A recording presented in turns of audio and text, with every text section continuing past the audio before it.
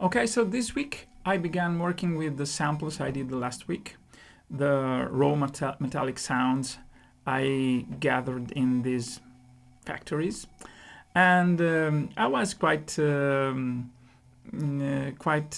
busy in trying to put together these sounds on a map on the keyboard.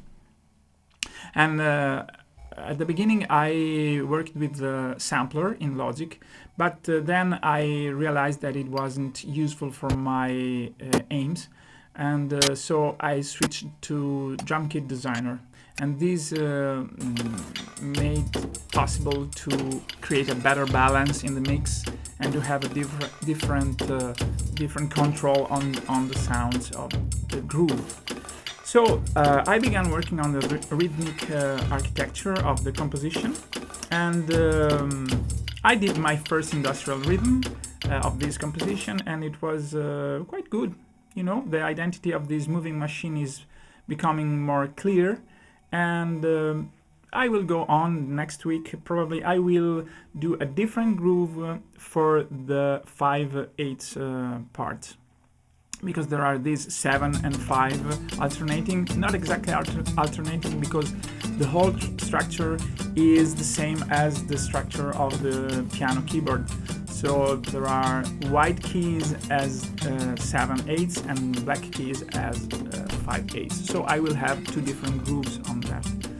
And the structure is also made up on 12 different notes, each one on a different chord. So it's complicated stuff, and I'm really happy about the whole structure.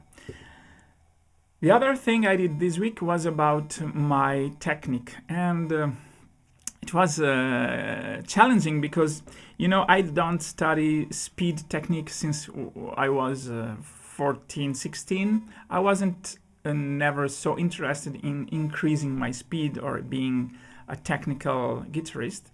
But now I'm interested because I have to do a composition on the technical side of my imaginary world. So I try to develop my speed with a different picking efficiency, and I approached the Josh Mather technique, which is very smart actually. Something like the easiest and clear idea on the picking I ever read about. It's based essentially on the legato you can do on the last note of each string, and while you are doing this legato, you have the time to go with the right hand above or below the other strings. So you can increase your speed in a good way, and I was quite surprised because I was able to play 16th notes at 155 BPM, which is about 640 notes for each minute. Not bad at all, because I wouldn't say that I'm old, but I'm becoming old. I'm 53, and I wasn't so trustful about my possibility to increase my speed, but actually it happened. And I did my exercise 10 minutes every day, and it's going better. So interesting, and I'm going on with these arpeggios and other stuff these great guitarists are doing, and I will go on for the next days. But I realized that these kind of guitarists they have a visual approach on the guitar, so they know exactly the whole picture of the notes, and they craft the phrases on these pictures. And this is quite similar to classical composition, and it's a very different approach than mine, because I'm a jazz improviser basically, and I'm used to think about each single note and to have kind of an inner chant inside me that leads me to the next note. I actually don't think anything while I'm improvising. Even if I'm improvising on very complex harmonies, my mind is completely disconnected, and I just sing and I'm in the flow, and it's great for me. Even if this leads me sometimes to make mistakes, it's well worth about the feeling I feel while I'm playing, because I want to be full of emotion while I'm playing. I don't want to think this is a G minor with I don't know what. Okay.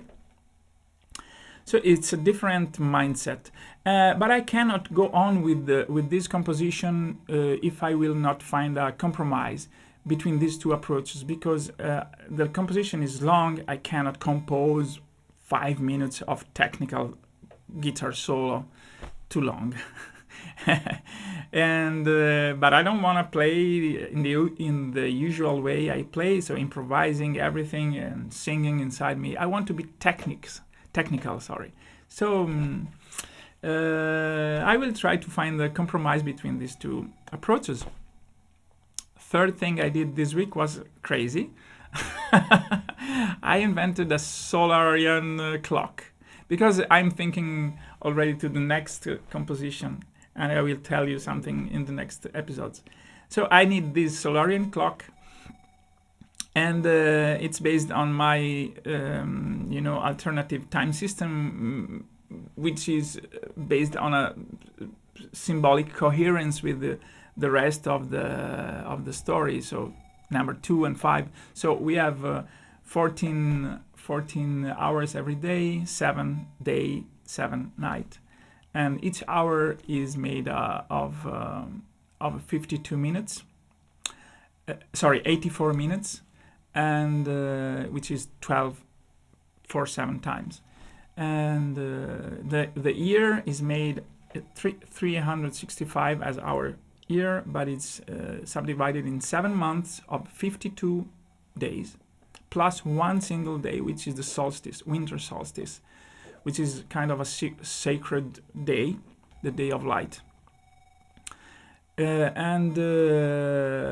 I'm completely gone in this crazy. And I did an app as a prototype, but I will develop it in the next days. So see you next week, and have a good week. Ciao.